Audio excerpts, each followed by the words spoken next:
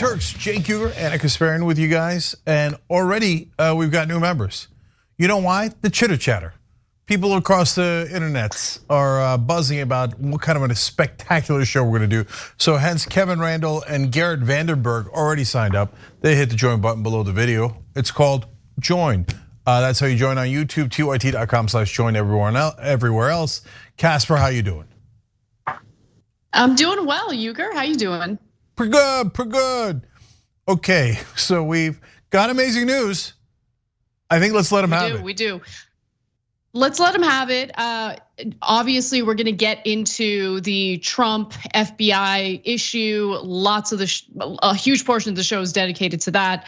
But we do start off with some international and foreign policy related news, because I think it's important to not get distracted by everything else that's happening domestically and focus on how, we have a congressional delegation provoking more tensions with China. How great. So let's give you the details on that story. Less than 2 weeks after Nancy Pelosi took a trip to Taiwan, a congressional delegation is traveling there for the sake of private interests. And it's important to keep that in mind when you hear some of the cover story provided by these congressional leaders and the excuses that they're using for visiting Taiwan. Now, the delegation includes Senator Ed Markey, you have Representative John Garamendi, Representative Alan Lowenthal, Representative Don Beyer, and also Representative Amada Coleman Radwagen. Raidwagon. Now, some of those people you might not have heard of, but as you can see, it's a bipartisan delegation who took a trip to Taiwan. And what's the purpose? Why are they doing this? Especially considering the fact that it is provoking China. They have now started conducting military exercises in retaliation of these types of visits. And the group led by Markey will meet with Taiwan's president and foreign minister, and will also hold discussions with the Taiwanese parliament's Foreign Affairs and National Defense Committee on security and trade issues, Taiwan's Ministry of Foreign Affairs said. And of course, China sees this as provocative because while Taiwan wants the ability to govern itself and determine what type of government it is functioning under, China very much sees Taiwan as part of its own country. And while the United States continues to push the messaging that it supports Taiwan and its ability to engage in self-determination, again, China sees that as provocative and is inching us closer and closer to something that could involve military action. And that's what's really terrifying about this. Now, according to the Wall Street Journal, Taiwan accounts for about 70% of the world's semiconductor supply. And it's the world's largest contract chip maker. It's known as Taiwan Semiconductor Manufacturing Co., or TSMC for short. TMC is currently investing about $12 billion into a new plant in Arizona. And so there is a trade relationship there, but if that's the reason you have members of Congress visiting, that should be plainly stated. But obviously there's more to it than that. TSMC is the exclusive supplier of Apple's silicon processors, for iPhones and Mac PCs, as well as the manufacturing partner of other US companies like AMD, Broadcom, and Qualcomm. And during her visit to Taiwan, Pelosi met with the chairman of this company. His name is Mark Liu. And what happens to the semiconductor industry if China invades or blockades Taiwan? Well, that's a huge consideration here. A year-long disruption, for instance, to Taiwan's chip supply chain could cost global electronics companies some $490 billion in losses. And that's according to a 2021 report by the Boston Consulting Group and Semiconductor Industry Association. Should Taiwanese chip output be disrupted permanently, it would take at least 3 years and $350 billion to build production capacity elsewhere to make up for it, the report said. And I've got a lot more detail to get to in this, Cenk, but anytime the United States pretends to care about the freedom, the liberty, and the safety of individuals in another country, that's usually a cover story. It's usually because of various financial and business interests rooted here in the United States. Yeah, so Jacobin had an interesting article showing how much everyone on cable news was cheerleading for it. MSNBC, CNN, Fox News. Hey, we found agreement in the country. All, of course, by very wealthy anchors and very wealthy guests, some of whom work for think tanks funded by defense contractors. I'm sure that's a wild coincidence, of course, never revealed to their audience. And they all had an orgy of agreement that we should saber rattle against China and Nancy Pelosi. Fox News complimenting Nancy Pelosi. MSNBC complimenting the idea of aggravating China, potentially leading to a war. Oh, funny, when the money lines up, all the media lines up. And they're lining up for what? I mean, on this one, it's absurd on top of absurd. We looked into the semiconductor angle because something clearly doesn't add up here. On the surface, they're saying Pelosi's randomly going, and now we've got a new delegation also randomly going to check China. Why? What is China doing? Is there hostilities between China and Taiwan? Of course. China's been doing their own moves in regards to a couple of islands off their coast, which are technically part of Taiwan. So it's not like China's innocent and has done anything and has no bad intentions ever. At the same time, there wasn't anything in particular now that China had done that Pelosi was responding to. That's why cable news just set up a completely alternate reality. They almost all lied and said that Pelosi was going as a response to China, but China didn't do anything. I mean, certainly not recently, certainly not in any connection to this trip.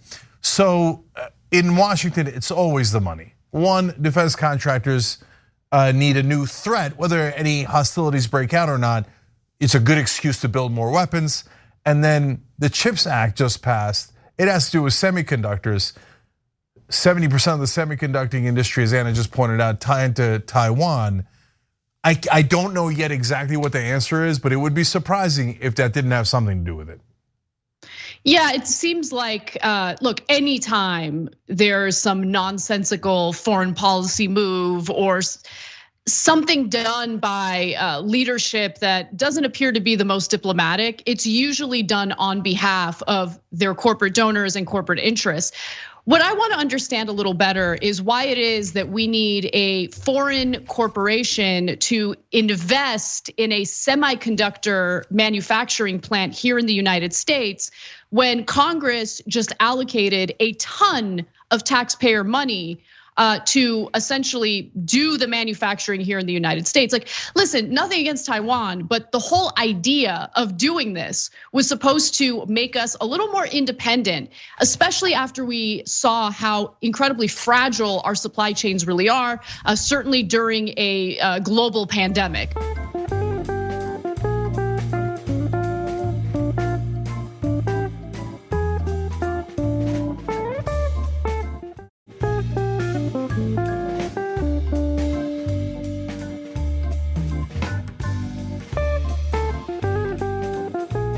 So the idea, and we've seen what foreign investment in the car industry here in the United States has led to. A lot of people losing their well-paying union jobs, and then those jobs get replaced with jobs that are provided by a foreign company that's actually based in China. Those jobs, as you can understand, probably already guessed, are not unionized jobs. The hours are far more grueling. The workers get less benefits. I just don't really understand why we're headed in this direction. Again, when so much money was already allocated by Congress in order to manufacture semiconductors here in the United States. I mean, they talk about being independent, but they're never really serious about being independent, especially when you consider they're now talking about taking all this investment from a Taiwanese company. Yeah, so buckle up, because everyone in mainstream media thinks we need a new enemy and maybe a new conflict or a new war. And when they do that, it is an enormous propaganda machine. And so there's no need to provoke China on any of this. It's absolutely mental to do it. And I guarantee you, it's always the defense contractors that agitate for more conflict, for sure. but there's usually a second thing that puts it over the top. And in this case, it looks like it's the semiconductor industry. They've got some angle they're playing in Taiwan, whether it's to appease someone for losing business or it's to give them a reward to do more business. But everybody's looking to get paid. That's what Washington's all about. This has absolutely nothing to do with a response to China, because in the short term, China didn't do anything to respond to. So if you see anyone in the media lying about how America had to respond to China, nothing but a bald-faced lie. And to your point, Cenk, I just want to provide the receipts for what you're talking about regarding the media. So let's get that second video here ready to go, because this is the kind of conversation you can expect from corporate media in regard to these visits to Taiwan and these provocations that are starting by US lawmakers like Nancy Pelosi and this delegation. So let's take a quick look at that video and I'll let you have the final word. Let's watch. I'm gonna show my bias here right up. I was like, yes, thank you, Nancy. And because of the debacle in Afghanistan and the failure to deter Russia in Ukraine, Taiwan has become the test of American credibility, not just in the region, but worldwide. Xi Jinping is trying to rewrite the status quo in our relationship with Taiwan because he thinks he can get away with it. And he already has, in some ways, changed that status quo because he's elevated just a routine legislative trip to Taiwan to something that requires presidential level attention and presidential level pressure. It's very important that we not allow him to do that. Well, the New York Times in an op-ed yesterday said nothing good will come of it. Yes. Taiwan will not be more secure or more prosperous as a result of this purely symbolic visit, and a lot of bad things could happen. You've outlined some of those. They go on to say these include a Chinese military response that could result in the US being plunged into indirect conflicts with a nuclear-armed Russia and a nuclear-armed China at the same time. Right. Your response to that? Well, he's totally wrong. From the Democratic Party point of view, whether it's primaries or the midterm elections, Nancy Pelosi has just stolen an issue away from Republicans. Wow, what an election-winning issue, provoking potential conflict with China at a time when we're already dealing with Russia's invasion of Ukraine, the economic, ramifications of that, which everyone else is bearing the burden of. I mean, it's so incredibly stupid. But you're absolutely right when you target the way the media has covered this, Cenk. I mean, it's nothing but rah. Let's do it. Let's cheer for Nancy Pelosi. And I just find it hilarious that the former head of the Republican National Committee is one of the individuals who's cheering Pelosi and others on. Yeah, on MSNBC, they warmonger by saying this is the test of American credibility. Well, I don't even know what that means. That's the kind of thing that idiot talking heads that are bribed by defense contractors say. So how is China testing our credibility? Are there aircraft carriers on their way to Taiwan? If there were, that would be testing our credibility. But there are no such things. We're going and poking them in the eye for no goddamn reason. How is that testing our credibility? It sounds like we're testing their credibility for no reason to start a fight. Who's testing us? What the hell is he talking about? But on MSNBC, they're like, yes, way to start more conflict. What happened? I thought you guys were the left-leaning channel. It's a joke. The whole thing's a joke. It's all corporate media. And then on Fox News, all of a sudden they're kissing Nancy Pelosi's ass. What happened? I thought you guys were lions fighting against those Democrats who are awful and all this stuff. Now, no, when she wants to start a war, all of a sudden Fox News says, they just stole an issue from us. To Anna's earlier point, what issue? Were they running the midterm elections on whether Nancy Pelosi was gonna go to Taiwan or not? And they're like, oh, God damn it, now we can't say she's not going to Taiwan. You're gonna run ads on that? No, what are you talking about? Is there a single voter in the country who thinks, well, I wasn't gonna vote, but now that Nancy Pelosi went to Taiwan, like they're so used to lying to their audience for corporate cash that they're just not even trying anymore. It doesn't matter, go start a war. Say the dumbest things. I mean, we said Saddam Hussein attacked us on 9/11. That wasn't anywhere near true. We'll make up anything. It doesn't matter, just gibberish, word salad. Let's start a war already. Right. Cable news for war. They're the only people in the country who want war. Last thing, it's not that China wouldn't love to take Kinmen and some of the islands off their coast, and maybe even Taiwan one day. But this doesn't make it less likely that they'll do that. It makes it more likely that they'll do that. Because it gives them a provocation for no reason. So now they could say, well, we're responding to a provocation when there wasn't one before. And who loses? The whole world. Who wins? Greedy defense contractors, probably someone in the semiconductor industry, and all the corrupt politicians and all the corrupt corporate media. Listen, whenever it comes to foreign policy, especially, if it don't make sense, it's definitely making dollars. So we'll see how this plays out. We'll stay on the story and give you guys details as it develops. But my hope is it doesn't develop. My hope is they just let this go and they don't further provoke China toward more aggression. Anyway, we got to take a break though. When we come back, we'll get into a discussion with all the latest regarding the FBI's search of Trump's Mar-a-Lago home. What kind of cover are Trump's lackeys providing for him and his potential criminality? We've got those stories and more coming right up.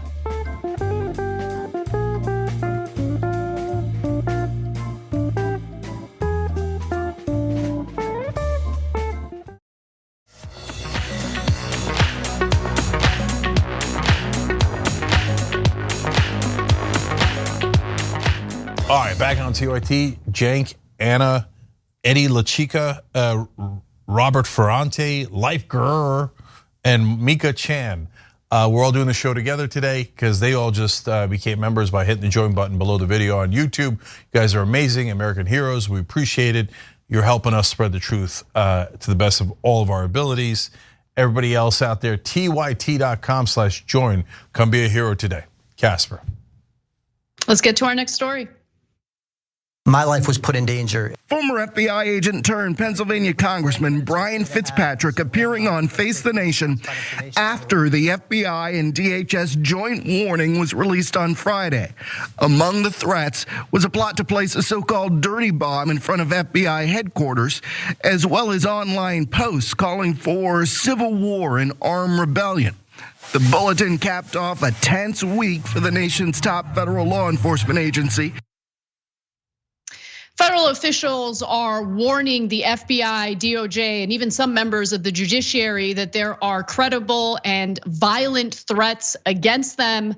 And the warning is, of course, coupled with very specific violent incidents that have taken place following the raid of Trump's Mar-a-Lago residence over the fact that he had taken home with him classified documents, including documents that were so sensitive that they can only be viewed in government facilities. He had also lied to federal authorities about having those documents in his possession, but nonetheless, his supporters have decided to come out not only in defense of Trump, but they have in some cases even threatened violence or have used violence against federal officials.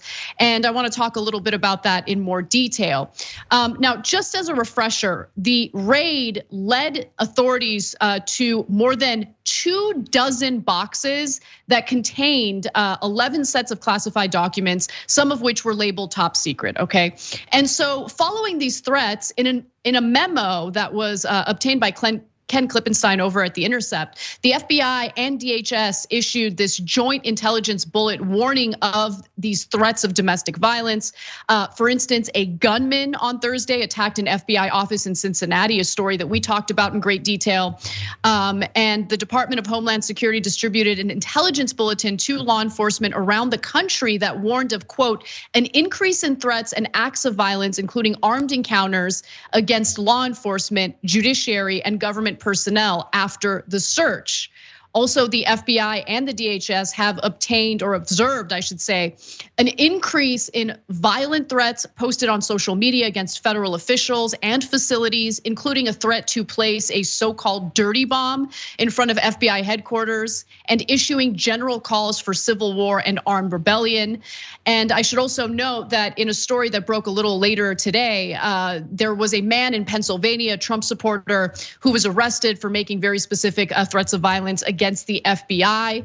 Another gunman, by the way, crashed a car into a barricade outside the Capitol around 4 a.m. on Sunday. After he exited the car and it became engulfed in flames, he shot into the air several times before killing himself, according to the Capitol Police.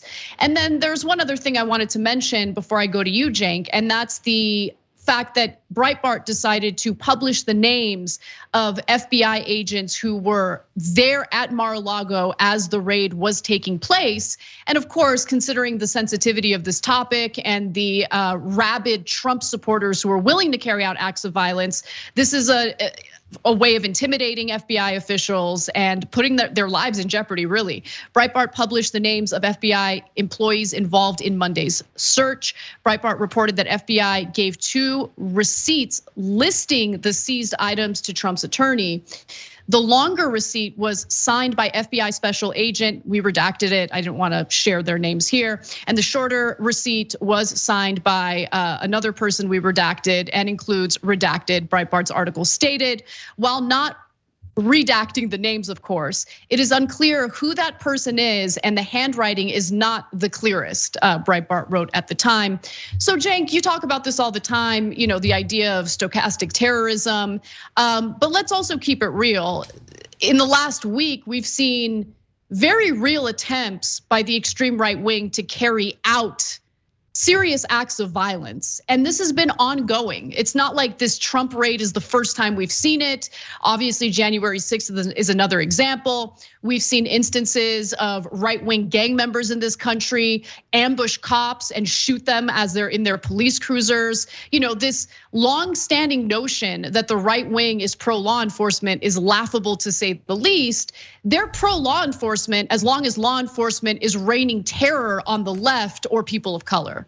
Yeah, so things have gotten way, way worse. I remember when it was a big controversy when Sarah Palin talking about politicians that should be targeted had Gabby Giffords in the crosshairs. Now that's bad, really bad. Gabby Giffords was shot in the head, but it was more oblique. There was more vague references to targets and crosshairs and stuff like that. Now they're just saying it. Let's go to the FBI and kill them. And the guy in Pennsylvania was super clear. He's just like, I'm just gonna kill as many FBI agents as I can before they kill me. And so, and now right-wing media, Breitbart, putting out the names of the FBI agents. I mean, that is so direct. And as always, there's of course the double standard. If because they had killed, let's say an unarmed black man, or for any reason, we at the Young Turks put out the names of FBI agents that the government had not put out, I think we'd probably be deplatformed everywhere, right? We would immediately be taken off the air. How dare you? You're putting these guys' lives in danger. These no good liberals targeting law enforcement. Cops are gonna get shot. This is outrageous. The right wing does it. Nothing happened to Breitbart. Nothing at all. And nothing's ever gonna happen to them. And so when they keep encouraging violence, and they're allowed to encourage violence, hey, look at that, we get violence. So before you could say, hey, they're kind of saying something, it's rhetorical, it could mean something political, it could mean something aggressive, it's hard to tell, can you really put it at their doorstep? No, now they're just saying it. And so there's no ambiguity left at all. And everyone all the way up through Trump is saying the FBI are terrible. We should dismantle them as soon as we get back into office. They're attacking them in every imaginable way. Critique of the FBI is the most normal thing in the world. I would join critique of the FBI.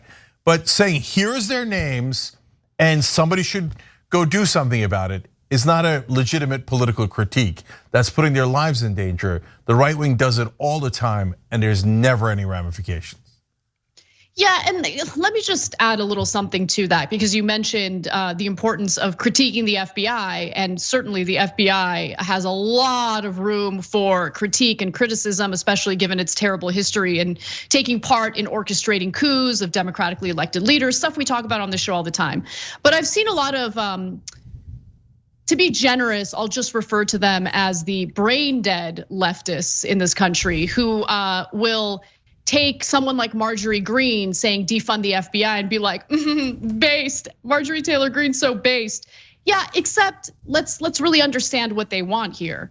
The right wing isn't interested in doing away with federal law enforcement that, again, rains terror on democratically elected leftist leaders in other countries, or rains terror on ordinary Americans who might be people of color, who might be activists, feminists, environmentalists. I mean, again, long history of the FBI doing all these terrible things to various groups of people in this country. The right wing loves that. The right wing is not used to a traditionally conservative federal agency targeting one of their own.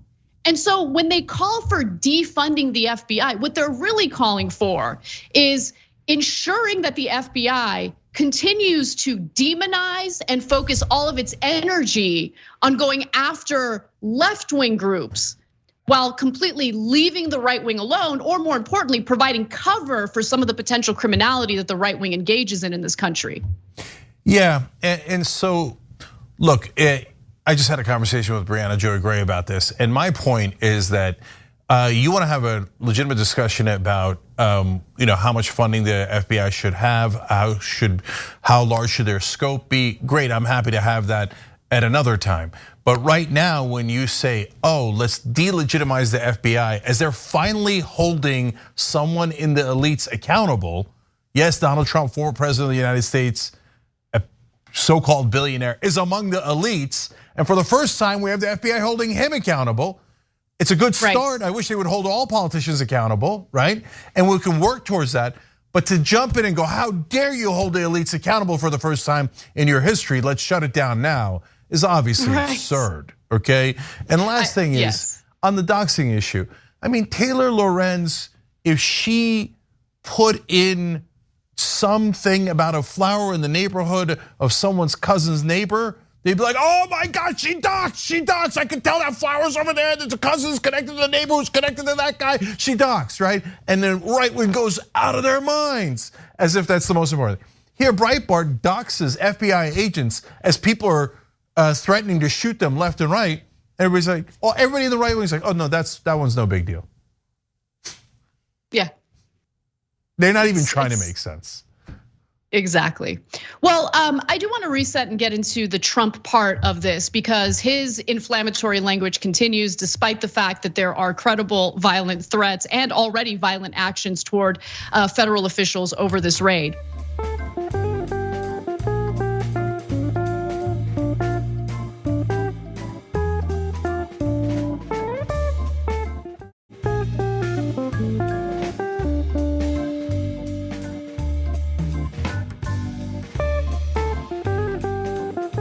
Following the FBI's raid into Trump's residence in Mar-a-Lago, and of course this is after it was discovered that he was still keeping sensitive and classified documents that he was not authorized to keep in his residence, he decided to continue using all sorts of crazy defamatory language that targets the FBI, targets the DOJ, and even targets the federal judge who signed off on the necessary warrant so the FBI could conduct that raid in the first place.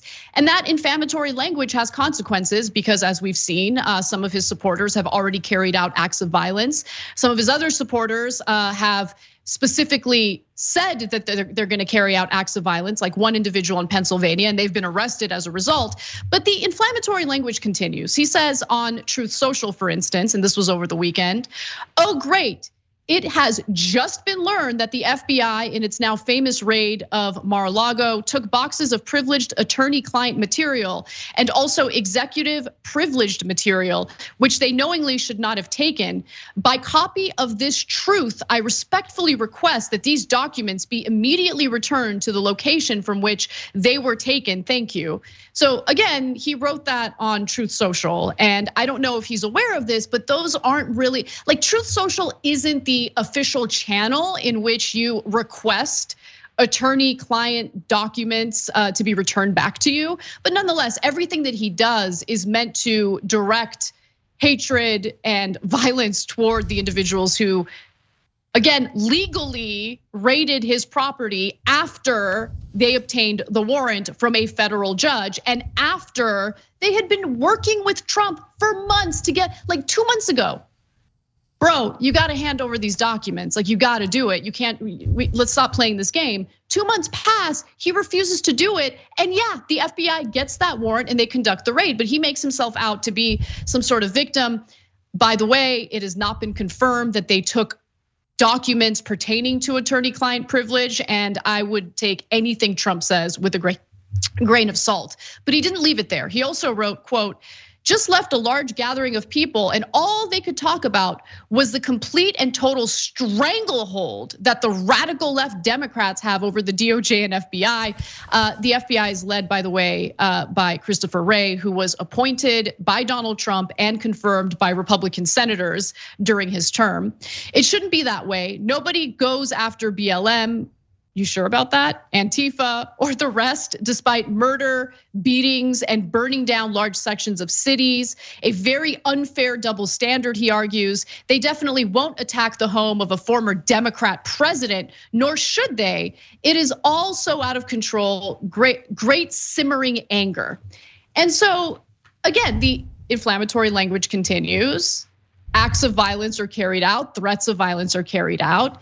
And then later, Trump does a classic Trump move of speaking from both sides of his mouth, right? On one hand, he riles people up and he directs violence and attention toward various groups of people that he disagrees with or individuals who are rightfully investigating him and his potential criminal acts.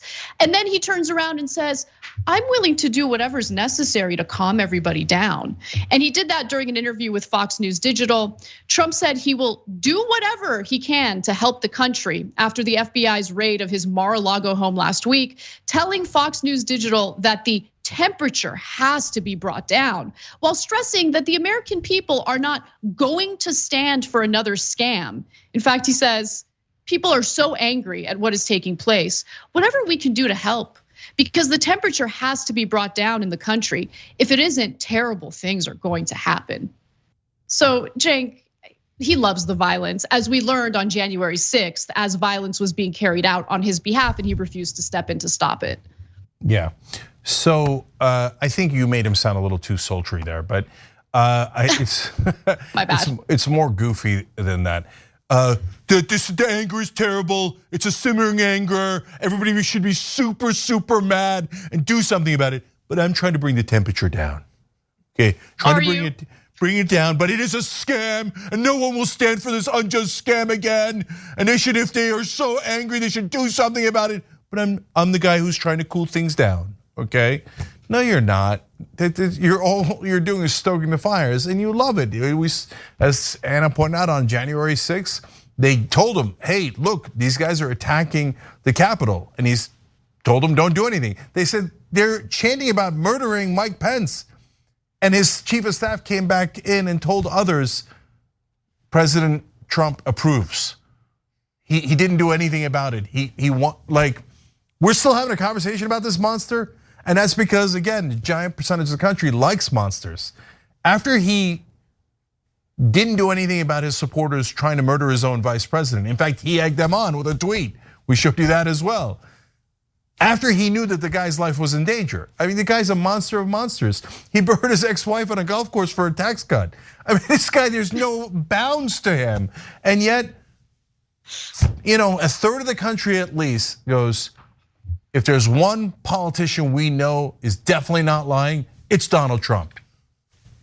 You're like, how could that make any sense to you guys? And I always say shoe on the other foot. I apply that to us, but I apply it to them as well. Do you think Obama could have just walked out? Do you think he should be able to walk out of the White House with nuclear secrets? No, of course not. I mean, why would you, right wing, why would you want that? What if he sold it? What if he wasn't going to sell it, but he was going to keep it as a memento? And somebody walks into his house, a cleaning lady takes it, and they sell it to the Russians, the Arabs, or whoever it might be, Saudi Arabia, etc. Like, that's obviously wrong, right? They're like, not if Trump does it. If Trump does it, then it's awesome, man. He stood over the documents and he was like, dude, I declassify you. I mean, I don't know if that was after the FBI planted him or before the FBI planted him, but they planted him and he didn't know anything about him, but he knew enough to declassify him. I just find it fascinating that the same people who think they need like bazookas to fight back against a tyrannical government are the same people who are calling for a tyrannical government. Really, think about it. 100%. They're calling for a government that treats its president as if he is above the law, regardless of what he does, regardless of what criminality he might engage in, regardless of what kind of treason he might be committing. I mean, that just blows my mind. It really does. Because to me, if you really love the country, then you understand that, ensuring that one individual has unlimited power and is always above the law, that is an incredibly dangerous precedent to set. And that's what they're fighting for, tooth and nail. They really think, no, Trump should be able to take incredibly sensitive classified documents that he doesn't even have the ability to declassify some of these documents because they're so sensitive that they can only be read in a government facility. Yeah. But it doesn't matter. The facts don't matter. They just don't care because they love their daddy. It's like little kids thinking about their literal daddy. Daddy's my hero. I'm gonna protect my daddy no matter what. Well, daddy's screwing you over. And daddy might be engaged in some incredibly dangerous crimes that put this nation's national security at risk. But who cares? They love their daddy. So the right wing is so proud of themselves. They figured out that politicians in general are corrupt. Congrats, okay? So low bar, you cleared it. You're right. Most of the politicians are corrupt. That doesn't mean that Donald Trump is not corrupt. No, they love daddy being corrupt. Daddy can be corrupt. Yeah, no, but daddy can be corrupt. To Anna's point, it's not just that they're like, oh, okay, we found the one uncorrupt politician. No, they go the other direction. They go, Trump is allowed to be corrupt. He's allowed to take nuclear secrets home. He's allowed to do anything he wants with them. He's allowed to threaten the Ukrainians to get a political deal for himself to attack his political opponent. But if Biden did that, if Biden called the Ukrainians and said, hey, I'm not gonna help you unless you attack Trump right now. They're like, oh, look at it, it's corruption, Hunter Biden, Joe Biden, their heads exploding. Trump does 10 times worse. They're like, that's awesome. We need a strong leader who's willing to be corrupt. Okay, there's nothing you could do to help them. I mean, we could play these games. We're right about everything, and it's so easy to defeat them. Okay, just ask them, whenever Trump does something, do you think Kamala Harris should be allowed to do the same thing? And watch their heads explode. Because they have no answer. They're never gonna have an answer. Okay, if Mike Pence can unilaterally decide that Trump won the election, can Kamala Harris do that? No way, man, only 2 Republicans get to break the law, not the Democrats, okay? And then, okay, can Kamala Harris take home the secrets and maybe sell our nuclear codes or whatever else to the Chinese? Don't you, Kamala Harris, the commie traitor, are doing? But Trump's doing that. I love it when Trump does that. Well, okay, then nobody can help you because you refuse to have intelligent thought. I don't know how to communicate with you. We're not talking the same language. Okay, then celebrate how corrupt and awesome and evil and criminal your leader is. Congrats. Yep. Don't worry, they will. Well, we're gonna take a quick break. When we come back, there is something else worth discussing in regard to the story, and it's the ever-changing, ever-devolving excuses that GOP lackeys are using to provide cover for Trump. We'll give you those narratives, we'll debunk those narratives. We'll have an awesome time. Don't miss it, we'll be right back.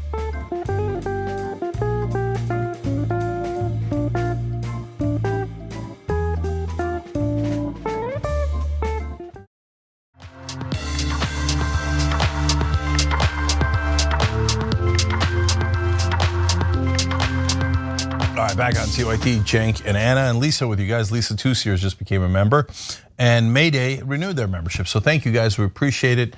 It's a big join button below the video on YouTube. That's one way to do it. Of course, the standard way to do it is tyt.com/join. And you get all of our programming, including Old School tonight, which is gonna be really fun with Ben Glebe and Mark Thompson. All right, Anna, what's next? Let's get to our next story. Sources now confirm that a lawyer for former President Trump signed a letter in June asserting there was no more classified information stored at his Mar-A-Lago resort in Florida. But when the FBI executed a search warrant on Monday, agents recovered 11 sets of classified documents, with at least one marked as top secret. SCI, which is one of the highest levels of classification. The newly unsealed court documents outline 3 potential crimes that are being investigated. So far, the DOJ has not filed any charges. Now, while the DOJ has not filed any charges, the walls do appear to be closing in on Trump, especially given some of the revelations we've been hearing about what the FBI was able to obtain from his Mar-a-Lago residence. And again, this is after Trump's lawyers had lied to federal officials about the existence of these classified documents to begin with. A federal judge unsealed the warrant authorizing the search and an inventory of items removed from the property by federal agents. The list showed that the FBI had retrieved 11 sets of classified documents as part of an inquiry into potential violations of the Espionage Act and 2 other laws, including obstruction of justice, by the way. And that has to do with the fact that the lawyers had lied to federal officials about the existence of these classified documents in Trump's residence at Mar-a-Lago. And some of those documents were marked classified, TS or SCI, which is shorthand for top secret, sensitive, compartmented information. Such information is meant to be viewed only in a secure government facility. And as you guys can imagine, Mar-a-Lago, not a secure government facility. And so what kind of excuses are Republicans coming up with now? What kind of cover are they providing for Trump, given the fact that they were demanding that the warrant be unsealed? The warrant was unsealed. Trump's lawyers were trying to prevent it from being unsealed, but it got unsealed. Republican lawmakers got what they wanted. And so what now? You know, they get to see this information that they claimed, needed to be out there, but they're still providing cover. So Trump and his allies have argued that former President Barack Obama also mishandled documents, which, by the way, is an allegation quickly dismissed as false by the National Archives. That the judge who signed the warrant authorizing the search must have been biased, and that the FBI might have planted evidence that the documents were covered by attorney-client or executive privilege, and that Trump had declassified the documents. Now, in fact, why don't we go to this next video? Because it shows you exactly what you're likely to hear from Trump cronies. One of them is on Fox News, and he purports that these weren't actually classified documents because Trump single-handedly declassified them. Duh. And get a load of the evidence he provides. Let's watch. This is from President Trump's office. It just came in a few minutes ago. As we can all relate to, everyone ends up having to bring home their work from time to time. American presidents are no different. President Trump, in order to prepare the work the next day, often took documents, including classified documents, to the residence. He had a standing order. There's the word I've been looking for. That documents removed from the Oval Office and taken to the residence were deemed to be declassified the moment he removed them. Yeah. Donald Trump's term is up, and he wanted to take the work home. Because Trump is such a hard worker, sitting in front of a TV with his executive time meant for Fox News watching while guzzling down big gulps and eating his Big Macs. Like what? But that conflicts a little bit with another narrative that we're seeing from the right wing, and that's the narrative regarding the FBI allegedly planting evidence. Let's watch. The president has claimed he can declassify information, and we think this is going to be part of what is said by his defense team, and that this is a joke. This is memento. And quite honestly, I'm concerned that they may have planted something. At this point, who knows? I don't trust the government, and that's a very frightening thing as an American. If I didn't want to be an American and go to another, this is third world stuff. We've heard it. This is Cuba. This is Cuba, Cenk. The FBI allegedly planted evidence. And also the evidence that was planted by the FBI was declassified by Trump, so Trump did nothing wrong. Yeah. So, but maybe that first guest there had the magic answer for that. So he says there was a standing order by Trump. Whenever I do something, it's not illegal. Oh, I'm sorry, that was Nixon.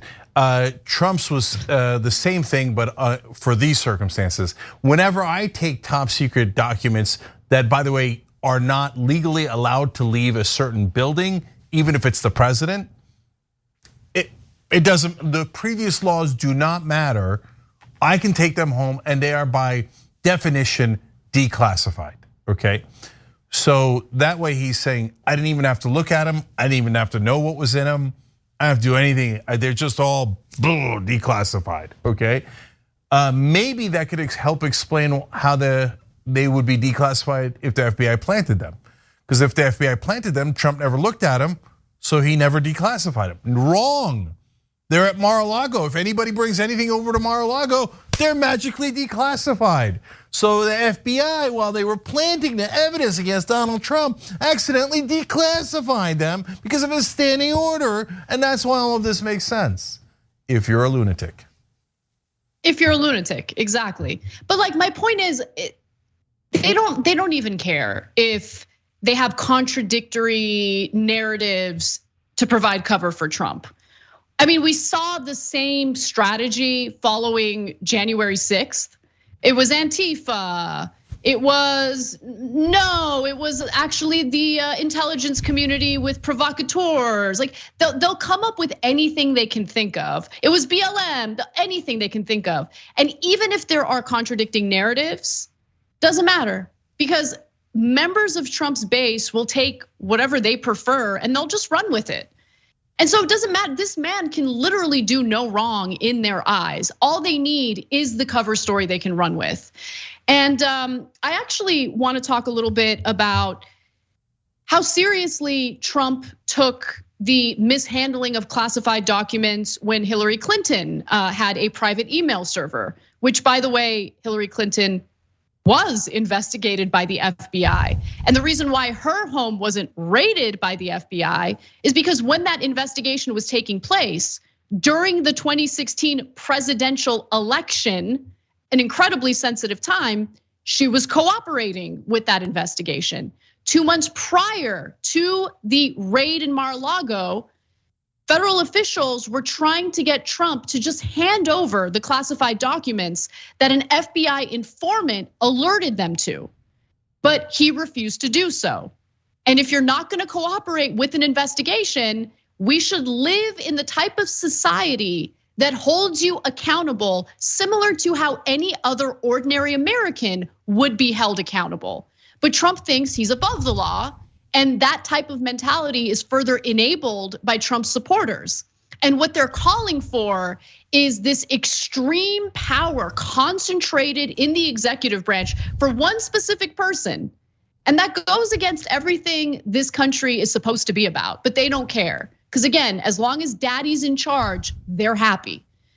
But I also want to remind you of how Trump was, discussing the mishandling of classified documents back in 2016. This is the final video. It's been going viral recently for obvious reasons. Let's take a look at that. On political corruption, we are going to restore honor to our government. In my administration, I'm going to enforce all laws concerning the protection of classified information. No one will be above the law. Laws for thee, but not for me. And of course, and by the way, that speech was in August of 2016. And of course, he was talking about Hillary Clinton there. And in 2018, he actually made the penalties and the laws around the mishandling of classified documents far more harsh and robust. So he doesn't want to basically follow the same laws that he made much more harsh during his administration because he thinks he's above the law. Yeah, so there's no point in arguing with right wingers anymore. They just don't believe in anything. They're nihilists. Like now they're against the rule of law. And right wingers go, no man, way, man. That's just set up, and we love rule of law when it's bashing black people across the head. I mean, we love rule of law overall, okay? All right, well, if you do, you're supposed to say, hey, this is unfair because you're supposed to have evidence. No, he didn't take them home. No, it's okay to take him out of a facility where the law clearly states no one can take it out of the facility. But they don't bother making a counter argument. They don't say, oh yeah, the president has some secret authority to take it out of that building. They don't say that. They don't ever bother presenting any evidence. They just go, we don't like when the laws applied to Trump. Okay, so you never meant rule of law. You meant, hey, I want to be able to oppress others and I want to use the cops to do that. But if you're ever going to use the cops against me or my, the Don that leads our criminal enterprise, then I hate you and I despise the rule of law. So what are we having a conversation with? Look, guys, all of this is so easy to prove about the right wing. Take the same exact thing Donald Trump did, take those nuclear secrets home, apply it to Biden, Hunter Biden, and see what they say. Can Hunter Biden, hey, he was visiting his dad, sees the nuclear secrets in a room that he's not supposed to take him out of? It's okay. They say Joe Biden has a standing order to declassify anything he looked at. He looked at it with Hunter. Hunter took him home. And then maybe he did or didn't sell him to the Russians or the Saudis. But hey, Hunter can take him home, right? If Hunter Biden had done that, every Republican in the country's head would have exploded. They would have already raided the Capitol again, right? They're like, okay, so now is Trump allowed to do the thing that you would have hated if Hunter Biden did it? They're like, yes. Okay, well then I can't talk to you anymore. And can I just, we're never gonna break through to them in any way. But if there's 7 Republicans left that are not insane yet, okay, can you at least acknowledge that him taking the nuclear secrets home was incredibly dumb? Like, because right now their go-to defense for why did he even do it? We're worried that maybe he wanted to sell it because he's the dumbest man in America. He thought he could get away with that. He's so stupid. He's unbelievably stupid, right? But okay, like nobody's watching the president, you moron. Nobody's gonna notice nuclear secrets missing, dumbest man on earth. But okay, let's say you're a Republican and you think this guy's a genius. Why did he take him home? Oh, the memento. That's the smart reason to take him home, memento. Nuclear secrets. Yeah. No, nobody actually believes that. You just want him to be a dictator. Just admit it. Just admit who you are. Early on, after the raid happened, someone close to him was quoted in one of these, major newspapers. I forget if it was the Washington Post or the New York Times, but it's someone close to Trump, and he or she, it was someone who commented anonymously, said that they suspect that Trump might have wanted to sell these mementos, basically, not really fully understanding the impact of, maybe selling state secrets, nuclear codes, things like that. It's what someone who's clearly not wealthy does. And as we've seen from Trump in so many other instances, he's always looking for a way to make a buck, even if that means selling out his supporters, even if that means selling out the country.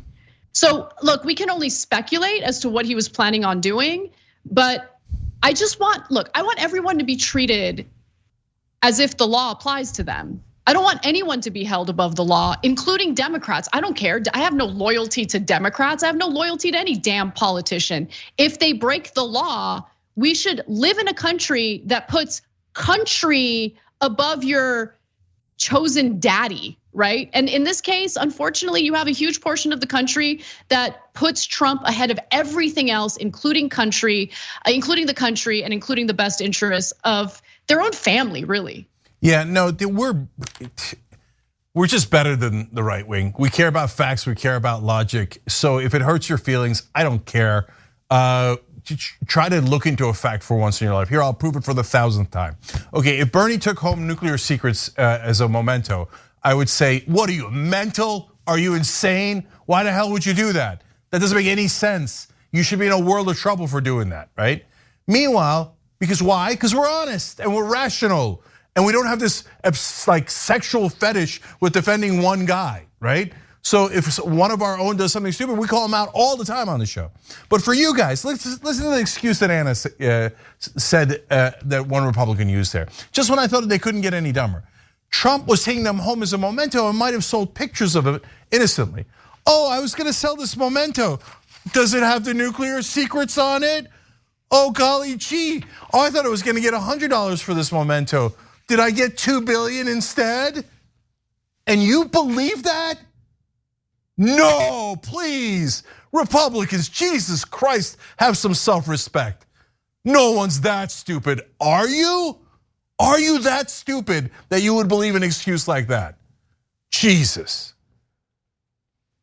All right, that does it for the first hour. We're gonna take a quick break. When we come back, we'll explain exactly why Republican lawmakers are providing cover for Donald Trump, even if they know that he potentially broke some very serious laws. We've got that story and more coming right up. They call them dumps, big, massive dumps. You know, I'm good at this stuff. That's what I do.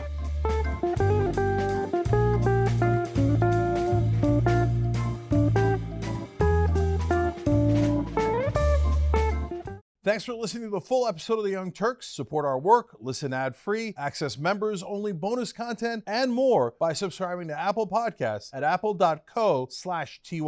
I'm your host, Cenk, and I'll see you soon.